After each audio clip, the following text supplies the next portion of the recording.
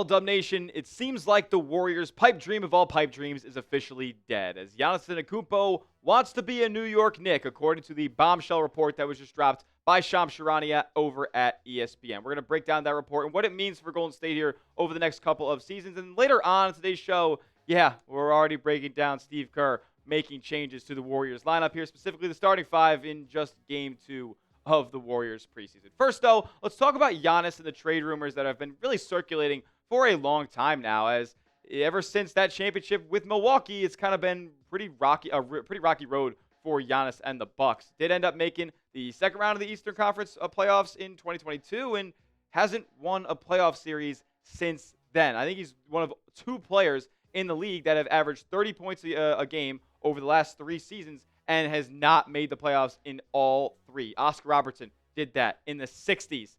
It is complete malpractice what the Bucks are doing with Giannis. They went all in for that trade for Damian Lillard, and look, on paper it looked awesome, but clearly we didn't see the true potential of that duo end up working out, and now the trade rumors have begun to circulate, like starting last year. It seemed like Giannis, for the first time, had really considered finding a new home. And the Warriors, are a team that's been all over that, right? Like the long dream is to pair up Giannis Antetokounmpo with Steph Curry. We've heard that from NBA insiders this summer. We've heard that from NBA insiders last summer. This is no secret that the Warriors would love Giannis, the Greek Freak, next to the greatest shooter of all time in Steph. But is it all that realistic? It doesn't seem that way for Golden State, but it does seem like Giannis could be on the move here. Shams with this in the report, saying after Horst and the Bucks owner expresses his confidence in the Bucks roster and his moves, Antetokounmpo, this is unbelievable.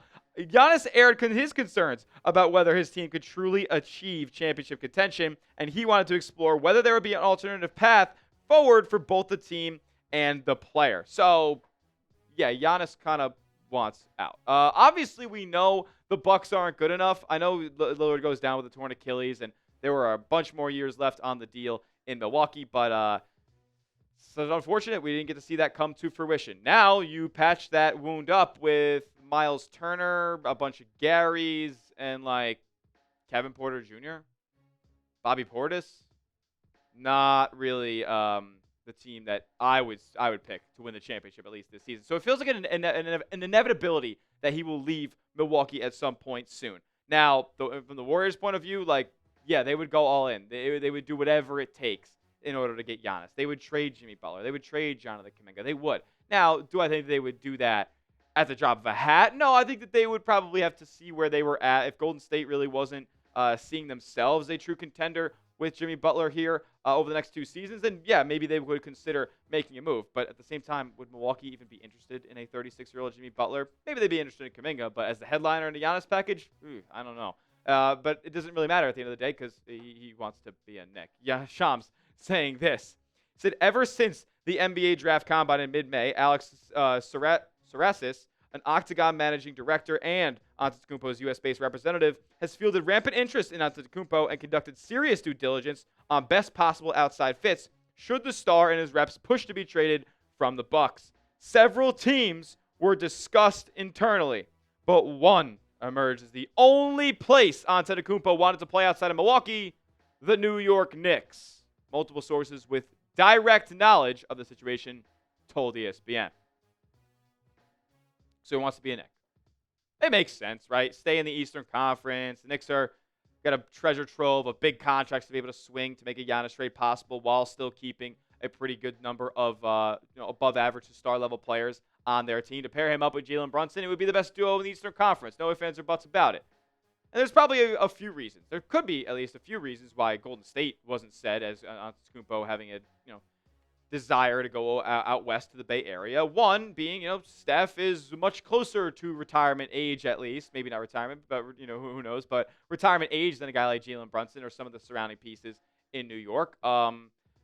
He probably wouldn't want to sign an extension there long term unless he knew that Steph would be ready to go for the next 4 years. Which, can that be guaranteed? Probably not. And then the rest of the talent, if God forbid Steph were to go down, it would just be Giannis Carey show all over again like it is in Milwaukee at this point. So I don't think he wants that to go down. And it looked like from New York's point of view, I guess we got to share this with you now, that there was something going on between two of these sides here. They were legit calls. The Bucks picked up the call from the Knicks on Antetokounmpo, and the sides engaged in conversations for a window of time in August, league sources said. But the teams never got traction on a deal. The Knicks ended up giving Mikal Bridges an extension, I believe, thereafter. The Bucks insisted to the Knicks that they preferred not to move on to Antetokounmpo, but those in Milwaukee believe New York did not make a strong enough offer to continue even discussing a trade.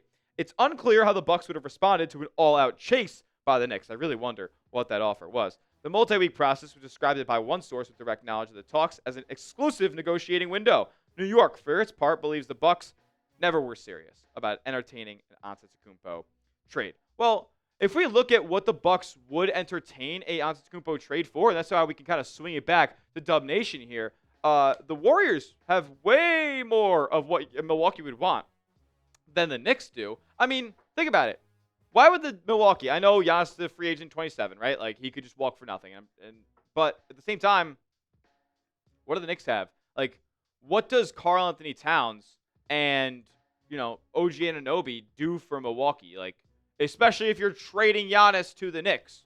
Bucks aren't ever winning with those two guys, so why would they even care about bringing them in for the next 3 years, 4 years? To sell tickets? That's really not I don't even think that's selling tickets, to be quite honest with you. But in the Warriors' point of view, they have way, way more draft assets to be able to send over to Milwaukee in this type of scenario. Now, the only way I think a trade happens to New York is if Giannis goes full diva mode here in the next year and demands a trade to the Knicks only. Like, that's the only way that I could see this going down, because the Knicks have 2 tradable first-round picks next offseason. Not this offseason. They have 1 right now.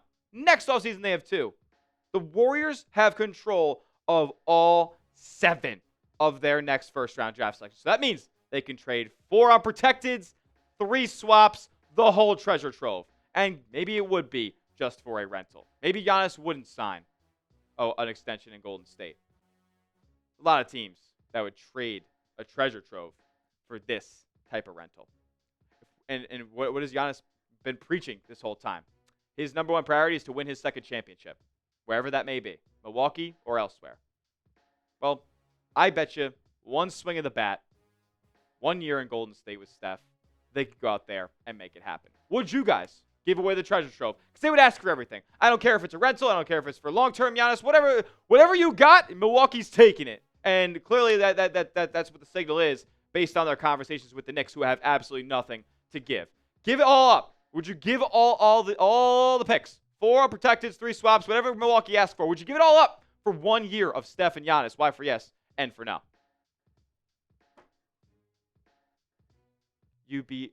I don't want to throw around names. I don't call anybody names, but you'd be silly not to. There's one thing, one priority when it comes to this Golden State Warriors franchise, and it's him. It's him right there. The only thing. Like, I heard a comment from Brandon Pajemski talking about leave the mantle to me. You know how down bad this franchise is going to be when he's gone? Like, think about it. They're going to be so down bad.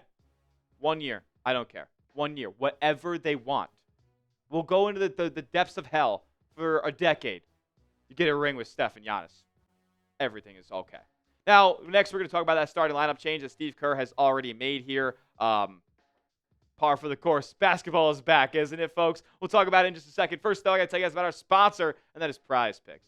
You and I make decisions every single day, but on Prize Picks, being right can get you paid. They can get you up to 2,000 times your money this basketball season. We're creeping up on it, folks. They already have projections out for the season opener for the Lakers and the Warriors. And you can win up to 2,000 times your money in just one lineup. It's daily fantasy made easy. You just pick more or less on 2 to 6 players, whether it's rebounds, assists, three-pointers, block shots. They got everything on Prize Picks. You can combine sports if you'd like. Football, baseball playoffs are in full swing as well. If you want to see my lineup, it's as follows. Jimmy Butler, more than 6 rebounds in the first game. He's going to be hungry to start his first opener with the Golden State Warriors. Luka Doncic, he's just going to get buckets. 29 points, I'm taking the more. And then Steph, more than 24.5 points. Yeah, take that one to the bank. You can tell my picks, or you can fade them. Just do it at Prize Picks, which is the only daily fantasy sports app that offers stacks. So if you wanted to throw Steph 3-pointers, Steph points, Steph rebounds, all in the same lineup, you can do it. It's awesome, and they always want to hook their users up. $50 in lineups when you play with our promo code CLNS. You got to sign up using our promo code CLNS. Play your first $5 lineup, and you get $50 in lineups instantly. So, one more time. That's code CLNS for $50 in lineups after you play your first $5 lineup. Prize Picks. It's good to be right. The starting five for the Warriors against the Lakers was the one that we saw once Jimmy Butler was traded for back in February. Steph, Pods, Jimmy, Moses Moody kind of running that small ball 4 perimeter player, dunker spot type deal, and then Draymond, the small ball center. Well, there's one thing that I can agree on with all Golden State fans. I know you guys in the comment section, like how I talk about Kuminga, like I talk about certain trades and all that stuff. There's one thing we can all agree on is that we want to see Draymond Green not play center as much as he has over the past couple of seasons. And in an offseason where you lose Kevon Looney, there's minutes to go around now at the center spot. The Warriors have year 2 player Quentin Post here coming in. Hopefully year 2 is going to look, as a nice solid progression from year 1, because we saw a lot of great things from QP, especially from the outside. But looks like Al Horford is going to be the one that we end up seeing here playing the bulk of the minutes at that center spot. Anthony Slater saying the Warriors are taking a serious approach to the preseason reminiscent of 2021, which is music to my ears because we all know what they did at the end of that season. I'd expect Al Horford to start at center tonight versus the Blazers as they continue to test lineup combinations ahead of the opener. So, time's now. This is highway robbery. Al Horford, not because he's on a 2-year, $10 million deal or whatever it is, playing on the non-taxpayer mid-level. Don't even care about the money. Don't even care one bit. What I do care about is the fit on this roster here for Al Horford. As far as being a floor spacer, a disruptor on defense, this isn't a guy who just projects analytically as a good defender. No. He's going out there and making plays for you on that side. So I absolutely cannot wait to see his fit next to Jimmy, next to Draymond, next to Steph. They're all just such high IQ basketball players, and when you bring in a guy who is an elite two-way threat on, as well as a floor spacer, he's not just an around-the-rim scorer here. It is music to my ears. And Al said about Steph here, he said he does such a good job at terrifying everybody in the league every time he moves. That's something I'm going to really take advantage of. And I'm pumped for that because we haven't really seen that so far in Steph's career at all. Look at the list besides Quentin Post. Look at the list, because for some reason this photo that I saw didn't include him. Look at the list of players at the forward and center spot, or forward/center, whatever it is, that attempt more than 1 3-pointer per game alongside Steph Curry. Dario Saric, Boogie Cousins is on the list.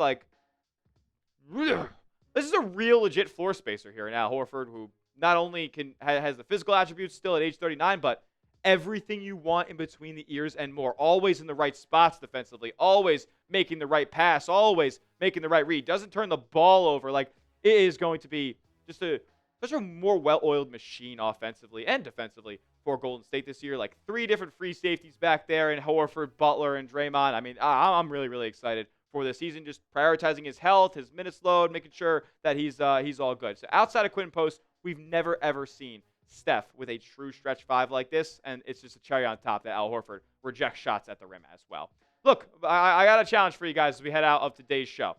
It's the preseason. We're not going live for tonight's game against the Blazers, unfortunately, but should we go live for a preseason game? If we get 100 different GSW comments in the comment section, we will. This is for the real ones who stuck around for all of today's show. If you guys want us to go live for a preseason game, probably the preseason finale there, 100 GSW comments, it's up to you guys. Make sure you subscribe to the channels. That will do it for today's show. We'll be back with another video tomorrow breaking down all the news that we hear from the Warriors and Blazers game. We'll see you guys then. And as always, let's go Dubs.